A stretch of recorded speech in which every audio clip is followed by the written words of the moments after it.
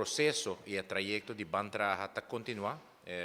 Desde ano 2004 nós iniciamos um processo onde nós trata na reintegrar mais tanto gente possível for de bijstand, onderstand e por no trabalho. Por visa, que entretanto nós logra chegar a ronde 370 pessoas menos que estão cobrando bijstand, de 370 aqui seguramente ronde 250 agora reintegrar o mercado laboral, outro não por motivo que já acaba não está trabalhando, mas está trabalhando e está cobrando bijstand, com o controle nós vai reduzir essa aqui, e a quantidade de pessoas aqui está significativa também financeiramente para nosso presupuesto, ronde 3,5 milhões de florins menos,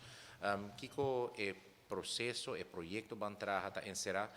que nós queremos que nós tenhamos hope pessoas de bijstand que por trabalhar fisicamente adequado somente quando nós chega na oportunidade para ganhar trabalho.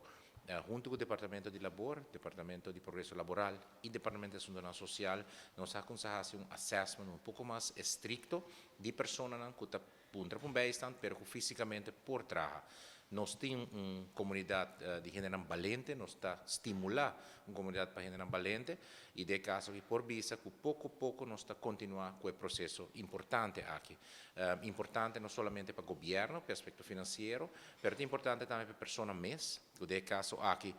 no momento aqui, não está recebendo uma suma de 400 florins, 500 florins mais, pero que está recebendo uma entrada de 1.800, com 2.000 florins quizás, nós temos essa experiência de gente que a sali for de bijstand de ronde 500, 600 florins e a ganha salário na riba 2.800, 3.000 florins, me quero estar aqui um bonito exemplo de projeto e processo Bantraja e por tal motivo nós continuar com isso aqui durante o ano venidero, junto com os partners sociais, DPL, nós continuar com o processo para incluir mais tanto gente possível no mercado laboral. Banda 16, nós por visa, no momento aqui tem um trajeto específico para entre 30 e 35 pessoas receber apoio aqui por meio de curso, um período de training e a la vez chega em contato com o setor privado, com o comerciante, para assim não por guarda tomar trabalho. Essa aqui é uma companhia que nós